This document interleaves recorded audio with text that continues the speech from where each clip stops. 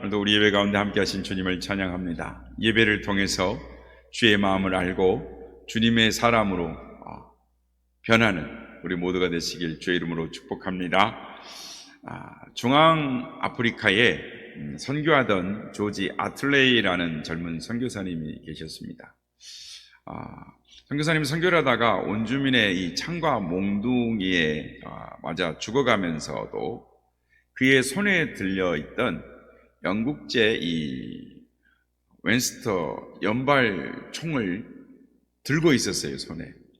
그런데 방아쇠를 당기지 않고 온주민들의 이 창과 몽둥이에 맞아가면서 죽었습니다.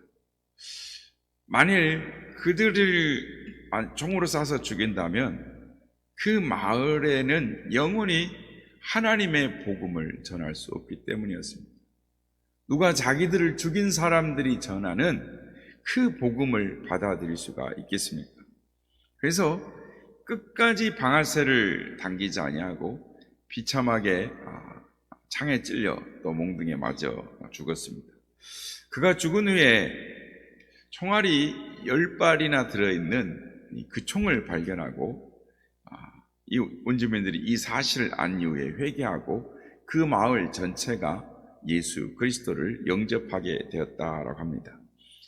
이 땅에도 언더우드, 아펜셀러 또는 스크램톤, 헐버트 등 수많은 선교사들이 이 땅에 와서 하늘의 미랄이 되어 썩어 죽었기 때문에 우리가 구원을 받고 또 문명의 혜택을 누리게 되었습니다. 오늘도 이 땅에 하늘의 미랄처럼 썩어져 생명을 구원하는 사람들이 있습니다. 미국 오렌지 카운티의 로버트 슐러 목사님이 세운 이 크리스탈 처치가 미국에서 제일 아름답게 건축이 되어져 있습니다. 교회 전체가 다 유리로 건축이 되어 있고 또 교회 울타리들이 참 아름답게 되어 있습니다. 저도 한번 다녀온 적이 있습니다만 그곳이 그래서 믿는 사람이든 안 믿는 사람이든 그곳에 관광 명소가 되어 있고 또 한국 교회 성도들이 미국을 오렌지 카운티를 가면은 꼭 이곳을 방문을 합니다. 근데 거기 가면 주목할 만한 것이 하나가 있습니다. 그것은 그 교회에 들어오는 입구에 교회 건축을 위해서 이 헌금을 한 사람들 한 사람 한 사람의 이름이 이렇게 들어오는 교회 마당 들어오는 그 성전 입구에 이름이 새겨져 바닥에 깔려 있다라는 것입니다. 그래서 교인들이 예배를 드리러 오고 나가면서 계속 그 발로 밟고 다닙니다. 그래서 이런 사람들 한국 교회 같으면 비석을 세워서 이렇게 하거나 교회 문 앞에다가 이렇게 주춧돌 이름을 넣고 이렇게 하는데 왜 이 이름들을 땅바닥에다 이렇게 깔아 놓으셨습니까? 그래서 사람들이 날마다 이 이름들을 밟고 지나가게 하십니까? 그랬더니 하는 말이 이분들이 이 교회 건축을 위해 땅에 떨어져 죽었다는 것을 의미하는 것입니다. 땅에 떨어짐으로 이 세상에서 제일 아름다운 크리스탈 교회를 마련하였다라는 것을 기념하기 위해서 이름을 땅에 깔아 나왔습니다 라고 말을 하더라는 것입니다. 하늘의 미랄처럼 희생하는 이들 위해 아름다운 교회가 세워지고 복음이 전파되고 새로운 생명이 살아나게 되는 줄로 믿습니다. 따라하겠습니다. 하늘의 밀이 땅에 떨어져 죽어야 열매를 맺습니다. 하늘의 밀이 땅에 떨어져 죽어야 열매를 맺습니다. 아멘. 기원전 336년 이 헬라의 알렉산더 대왕에 의해서 이 정복당한 이스라엘은 로마에 다시 정복되어지기까지 오랫동안 이 헬라의 영향권 아래에서 살았습니다. 그래서 유대인들 대다수가 헬라 문화권에 살게 되었습니다.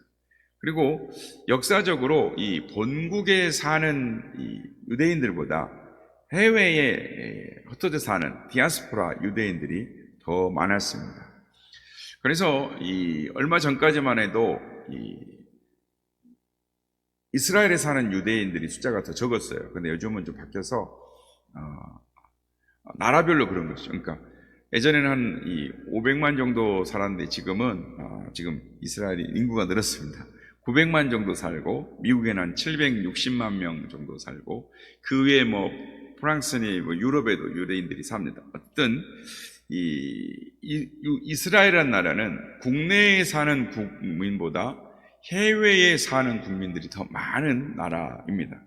그런데 예수님 당시에도 이 헬라권의 문화의 사람들이 다 디아스포라들이 흩어져 살았는데, 6월절이면은 이 디아스포라들이 예루살렘에 몰려들어서 6월절 행사를 진행했습니다. 그리고 또 흩어져 있는 디아스포라들에 의해서 전도를 받아서 유대교로 개종한 사람들, 즉 헬라의 사람들이 많이 6월절에 와서 6월절 예배의 행사에 참여를 했습니다. 오늘 보면 20절, 22절 말씀입니다. 우리 한번 같이 읽어보겠습니다. 시작. 명절에 예배하러 올라온 사람 중에 헬라인 몇이 있는데 그들이 갈릴리 베세다 사람 빌립에게 가서 청하여 이르되 선생이여 우리가 예수를 배우고자 하나이다 하니 빌립이 안드레에게 가서 말하고 안드레와 빌립이 예수께 가서 여쭈니. 아멘. 예배하러 예루살렘에 온 헬라인 몇이 수많은 사람들이 북적거리는 예루살렘 거리에서 놀라운 광경을 목도했습니다. 그것은 예수님이 어린 나아기를 타고 예루살렘에 들어오는데 수많은 사람들이 예루살렘이 떠나가도록 소리를 치고 외치며 종려나무를 들고 깔고 자신들의 옷을 깔며 호산나 다윗의 자손이여 하면서 예수님을 환영하는 것을 보게 되었습니다. 이 헬라인들이 그래서 이 예수님을 직접 만나 뵈고 싶었던 것입니다. 그런데 그들이 예수님을 만나 뵙기란 쉽지 않았습니다. 왜냐하면 헬라인과 유대인들은, 즉 유대인들은 이방인들을 상종하지 않았기 때문입니다. 그래서 그들은 예수님의 제자 빌립에게 가서 예수님을 만나 뵙기를 청했습니다. 그런데 빌립이라는 이름 자체가 헬라식 이름입니다. 그러니까 빌립이 헬라 사람들과 소통이 되었다는 것을 우리가 알게 됩니다. 어쨌든 이 빌립이 안드레에게 말을 하고 안드레가 이렇게 같이 예수님께 가서 헬라 사람들이 예수님을 뵙기를 말합니다. 이렇게 요청을 했습니다. 그래서 빌립과 안드레는 이 성경에 보면은 예수님께 어떤 사람을 소개하는 사람들로 나타납니다. 그래서 빌립은 나다나엘을 예수님께 소개하고 또 안드레는 베드로를 소개하고 또 보리떡 5개와 물고기 2마리를 가지고 있는 이 아이를 이렇게 소개했던 것을 볼 수가 있습니다. 그래서 이 두 사람은 예수님을 소개하는 사람을 소개되는데, 제가 이 말씀을 묵상하면서 생각해요. 우리는 예수님께 누구를 소개하는 사람인가 이런 생각이 들었습니다. 우리도 예수님께 사람을 소개하는 사람이 되어야 되겠습니다. 성도 여러분, 우리는 예수님께 누구를 소개했습니까? 빌립의 소개를 받고 예수님께서 기뻐하고 크게 기뻐하십니다. 오늘 보면 23절에서 24절 말씀입니다. 제가 읽겠습니다. 예수께서 대답하여 이르시되 인자가 영광을 얻을 때가 왔도다. 내가 진실로 진실로 너희에게 이르노니 한 알의 밀이 땅에 떨어져 죽지 아니하면 한 알 그대로 있고 죽으면 많은 열매를 맺느니라. 헬라 사람들이 와서 예수님을 뵙는다라는 이야기를 들을 때 예수님이 기뻐하셨습니다. 왜냐하면 하나님의 섭리 가운데, 하나님의 경륜 가운데 이제 복음이 세계로 퍼져나간다라는 것을 의미하는 것이었기 때문입니다. 세계사를 보면 이 세계 문명사에 이 유대의 헤브라이즘과 헬라의 헬레니즘으로 이 문명이 나눠지는 것입니다. 그러니까 하나님의 세상을 경영하시는 경륜 가운데에 헬라 사람들이 왔다는 것은 헬레니즘을 통하여 전 세계로 온 인류를 구원하시려고 하시는 하나님의 섭리가 시작되어졌다. 그러니까 어두운 밤하늘에 신호탄이 터져 올린 것 같은 그런 것과 같은 것이었습니다. 그러니까 예수님 입장에서 드디어 아버지께서 구원의 경륜 가운데 일을 시작하셨다라는, 너무너무 크게 기뻐하셨습니다. 예수님께서는 한 알의 밀이 땅에 떨어져 죽지 아니하면 한 알 그대로 있고 죽으면 많은 열매를 맺느니라 라고 말씀하시면서 십자가에 자신이 죽으실 것을 말씀하셨습니다. 예수님은 한 알의 밀을 통해서 생명을 구원하는 원리를 설명하신 것입니다. 여러분, 이 하나님이 정하신 생태계의 원리는 한쪽이 죽어야 한쪽이 살아나는 것입니다. 그러니까 식물이 무성하다 그러면은 다른 식물의 군락이 죽었다는 것을 말합니다. 동물들이 살아있는 것은 다른 동물들이 죽었다라는 것, 즉 먹잇감으로 죽었기 때문에 다른 동물이 살아있는 것입니다. 그러니까 한 마리의 호랑이가 살아있기 위해서는 그 해 얼마나 많은 생명이 죽어야 하겠습니까? 한쪽에서 계속 죽어야 한쪽에서 계속 살 수 있는 것, 그것이 생태계의 원리인 것입니다. 주님은 이 한 알의 밀을 통해서 생명의 구원의 원리를 설명하시는 것입니다. 그래서 예수님께서 성찬을 제자들에게 나눠주시면서 이것을 받아 먹으라. 이것은 내 살이니 너희를 살리는 나의 살이니라 라고 말씀하시는 것입니다. 그래서 죽어지는 것이 있을 때 살아나는 진리, 땅에 떨어지면 썩어 없어지면 살아난다라고 한 알의 밀을 통해서 생명의 원리를 강조하셨던 것입니다. 우체국 집배원인 요한이라는 사람이 있습니다. 이 사람은 수년간 이 로스앤젤레스, 즉 샌프란시스코죠. 아니 로스앤젤레스, 샌프란시스코 로데힐리라는 언덕에서 이 작은 마을에서 이 먼 거리, 그러니까 약 80km의 거리를 매일매일 오가면서 우편을 전달을 했습니다.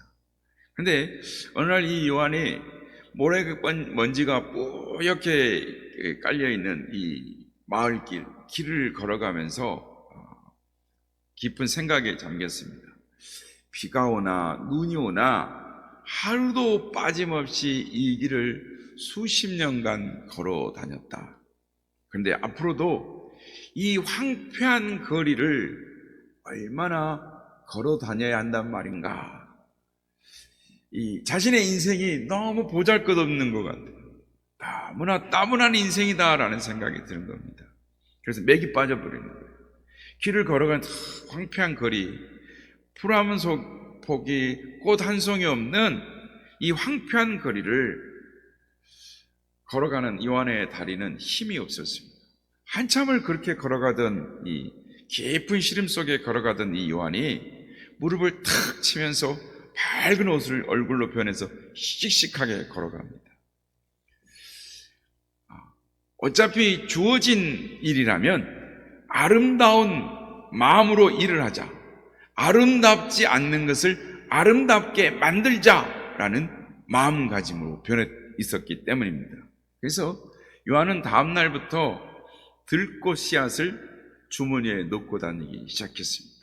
우편 배달을 하는 내내 짬짬이 시간이 나면 그 주머니 속에서 꽃씨들을 꺼내서 길가에 뿌리고 다니기 시작했습니다. 하루도 쉬지 않고 꽃씨를 길가에 뿌리고 다녔습니다. 여러 해가 지나자 요한이 다니는 이 마을 길 양쪽에는 빨간 꽃, 노란 꽃, 초록꽃들이 피어나기 시작했습니다. 이른 봄에는 봄꽃들이, 여름에는 여름꽃들이, 가을에는 가을꽃들이 철을 따라서 아름답게 펴 있었습니다. 그래서 이 50마일, 이 80km의 거리를 황마강에 다니지 않고 이 거리를 꽃들을 보면서, 풀들을 보면서 기쁜 콧노래를 부르면서 이 우편 배달을 했습니다. 여러분 한번 생각해 보십시오. 우편물을 배달을 하면서 휘파람을 불면서 지나가는 요한의 뒷모습, 하나의 이 수채화 화폭처럼 아름답게 보이고 느껴지지 않습니까? 요한의 씨 뿌림을 통하여 씨앗이 죽고 생명이 움트는 아름답고 행복한 세상이 만들어졌던 것입니다. 그렇습니다. 예수님은 하늘의 미를 통해서 영원한 생명을 바라보고 계셨습니다. 예수님은 한 명의 개인으로서 미약한 인간이셨지만 예수님 한 분이 땅에 떨어져 죽으시면 많은 사람들에게 생명의 양식이 되어서 그들을 구원하게 될 것이라는, 그들을 살릴 거라는 것을 바라보시며 기뻐하셨습니다. 곧 닥칠 십자가의 죽음이 자신 앞에 있지만 그럼에도 불구하고 십자가의 죽음의 고통보다는 많은 생명을 살리실 구원의 열매가 맺혀질 걸 바라보며 하나님께 영광을 돌리며 기뻐하셨던 것입니다. 지금으로부터 한 100여 년 전에 한 젊은 선교사 부부가 미국 선교부회로부터 한국 파송을 받았습니다. 이 젊은 선교사 부부는 이 그러니까 충남 공주를 기반으로 해서 선교를 시작하기 시작했습니다. 그래서 공주에서 첫 아들을 낳았는데 첫 아들의 이름을 한국의 광복을 기원하는 의미에서 이름을 우광복이라고 이름을 지었습니다. 그리고 그 밑으로 이제 올리브와 로저라는 두 딸을 낳았습니다.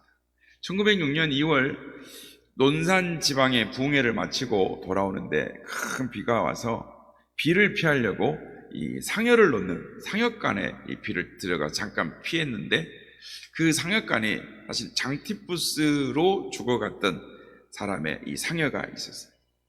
그래서 장티푸스가 선교사님 교회에 옮게 되어져서 결국은 장티푸에 감염되어서 세상을 떠나게 됩니다. 졸지에 선교사님 이 사모님은 과부가 된 거죠. 그래서 미국으로 다시 돌아갔습니다. 그런데 2년 후에 다시 선교사님이 자녀들을 데리고 한국으로 들어오셨습니다. 한국 공주에 들어오셔가지고 공주의 큰 교회들을 세우신 일에 앞장서시고 47년간의 한국 선교를 하셨습니다.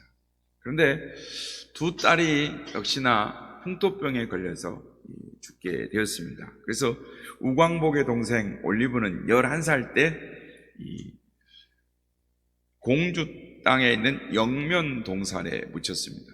그리고 이 우광복은 태어나서 초등학교, 중학교까지 한국에서 다니고 미국으로 갔다가 다시 한국으로 나오게 되는데 언제 나오냐면 그때가 일제 식민 통치에서 해방돼서 하지 장군이 이 군정 장관으로 한국을 신탁 통치할 때였습니다.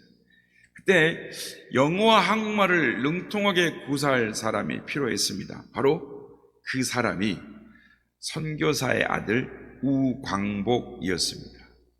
우광복이 하지 장군의 참모가 되어서 한국 정부 수립에 관여하기 시작합니다.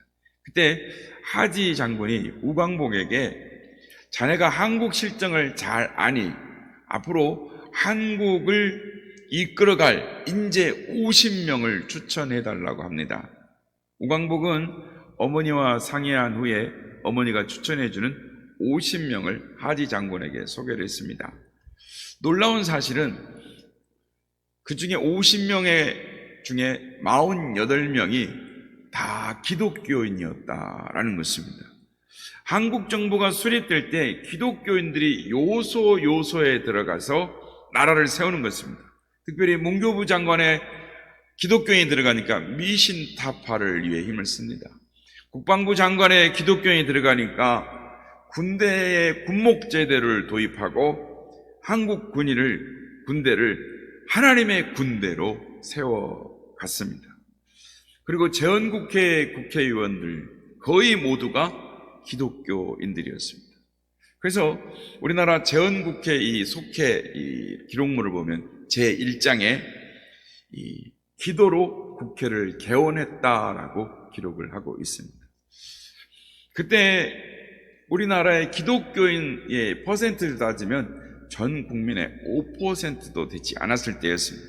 그런데 윌리엄 사모님이 추천해준 이 50명의 기독교인이 각 분야에 들어가서 영향을 끼치기 시작하니까 10년 만에 500만이 되고 20년 만에 1000만의 기독교인으로 발전하게 되었던 것입니다. 기적이 일어난 것이죠. 여러분, 이 기적이 어떻게 가능했겠습니까? 미 군정 시절 우광복이 추천한 50명으로부터 시작이 된 것입니다. 우광복에게 누구가 50명을 추천했습니까? 바로 우광복의 어머니 이영만리에서 남편을 사별하고 두 딸을 잃어버린, 그럼에도 불구하고 한국에도 돌아와 한국을 위하여 선교하였던 하나의 미랄이 되었던 그 사모님 때문이었던 것입니다. 우광복이 1994년 87세의 일기로 소천을 합니다. 그때 이렇게 유언을 합니다. 11살에 죽은 내 동생 올리브가 묻혀있는 공주 영면동산 내 동생 곁에 나를 묻어주세요. 아마 한평생 동안 이 우광복의 가슴 속에 풍토병으로 세상을 떠나던 동생이 있었던 것 같습니다. 그래서 지금 이 공주 영명동산에 보면 나란히 이렇게 묻혀져 있습니다. 이러한 한 미랄과 같은 사람들의 희생과 헌신의 바탕에 하나님이 이 나라를 세워주셨습니다. 우리가 이제는 내 민족, 내 나라를 위해서 깨어있어 기도하고 하나님을 경외하는 민족으로 쓰임받는 그런 민족이 되도록 우리가 앞장서야 되겠습니다.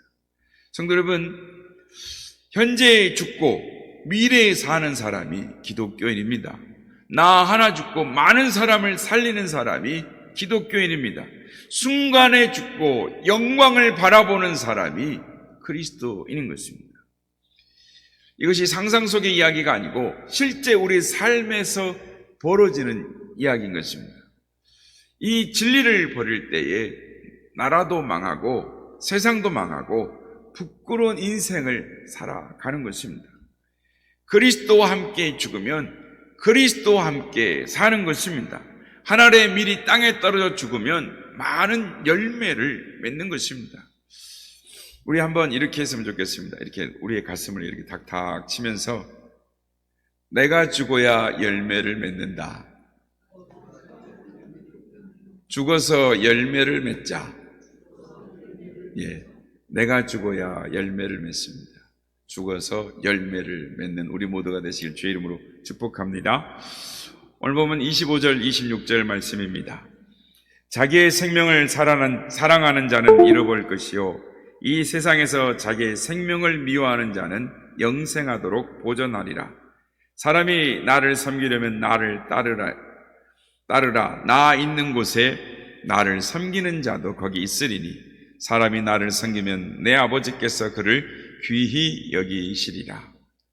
성도 여러분, 자기 생명을 사랑하는 자는 잃게 됩니다. 결국 빈손을 들고 가게 되고 아무것도 남기지 않고 다 잃게 되는 것입니다.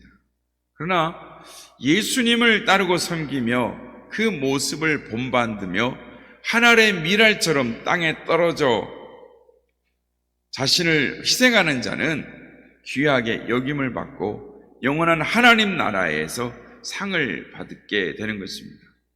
돈을 벌었습니까? 내 것이다 라고 하는 것을 떨어뜨려야 하는 것입니다. 떨어져야, 땅에 묻혀야 그것을 통해서 먹을 자가 있는 것입니다. 도토리가 떨어져야 다람쥐가 주워 먹고 곡식이 떨어져야 사람이 먹든지 짐승이 먹든지 할 것입니다. 하늘의 밀이 떨어져 땅 속에 묻혀져야 새 생명이 살아나기 시작하는 것입니다. 묻힌다는 것, 자기의 죽음을 의미합니다. 미랄이 썩고 싹이 나고 움트는 것처럼 여기에 모든 사람을 살려내는 새 생명의 운동의 역사가 우리 교회 가운데 일어나기를 원합니다. 예수님께서 2000년 전에 유대 땅에 오신 것은 십자가를 지기 위해서 오셨습니다. 그러나 당시 사람들은 예수님이 이 땅에 오신 목적을 알지 못했습니다. 심지어 제자들조차도 예수님이 이 땅에 오신 목적을 오해했습니다. 예수님께서 제자들에게 이제 예루살렘에 올라가서 장로들과 대제사장들과 서기관들에게 많은 고난을 받고 죽임을 당할 것이다, 이렇게 말씀하셨을 때 수제자 베드로는 주여 그리 마옵소서, 이 일이 결코 주께 미치지 아니하리이다 막으셨습니다. 그때 주께서 사단아 내 뒤로 물러가라, 너는 나를 넘어지게 하는 자로다 라고 책망을 하셨습니다. 예수님이 죽으시기에 오셨기 때문입니다. 예수님의 죽음이 희생적인 죽음입니다. 수많은 열매를 거두기 위해 죽어야 하는 한 알의 밀알로 죽을 수밖에 없는, 죄로 죽을 수밖에 없는 사람들을 살리기 위해서 주께서 이 땅에 오셨습니다. 사도 바울은 고린도전서 15장에서 나는 날마다 죽노라 라고 고백을 합니다. 이것이 우리가 사는 비결인 것입니다. 우리가 사는 비결이 내가 죽는 것이다 라고 사도 바울은 말을 하는 것입니다. 그래서 우리가 이제 일반적인 생각을 많이 합니다. 남편이 변하면 내가 잘 살 수 있을 텐데, 또는 아내가 변하면 잘 살 수 있을 텐데, 혹 시어머니가 변하면 우리 가정이 편안할 텐데, 또 누구만 없으면 직장 생활이 재미있을 텐데. 그러나 여러분, 이것은 잘못 생각하는 것입니다. 내가 살기 위해서 내가 먼저 죽고 내가 변해야 사는 것입니다.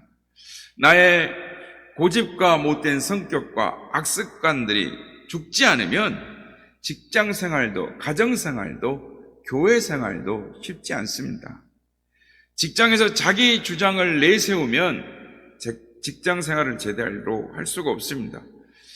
상사의 주장을 따르든지 아니면 내가 그 직장을 떠나야 하는 것입니다.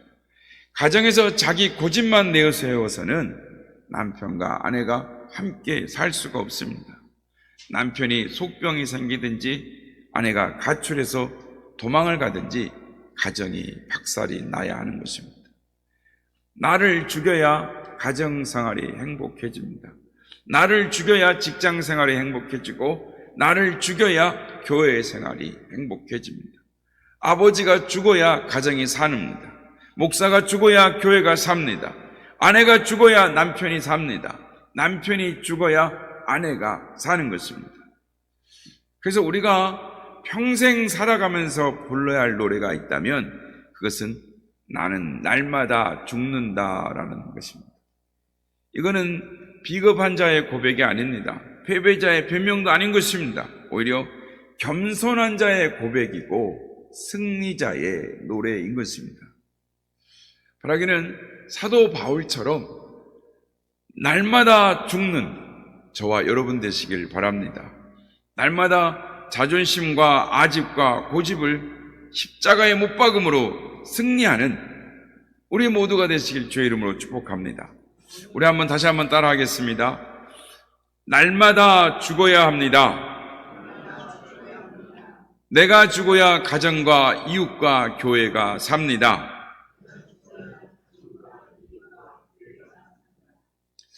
이 사순절 기간에 한 알의 밀이 땅에 떨어져 열매를 맺는, 그래서 주의 영광을 드러내는 이 주님의 가시는 십자가의 길을 배우며 따라가는 우리 모두가 되기를 바랍니다. 그래서 내가 죽음으로 말미암아 가정이 살고 직장이 살고 교회가 살고 여러분의 아름다운 희생을 통해서 가정이 구원받고 친지와 이웃들이 구원을 받는 열매 맺는 그런 풍성한 삶, 하나님께 영광을 돌리는 우리 모두가 되시기를 예수님의 이름으로 축복합니다.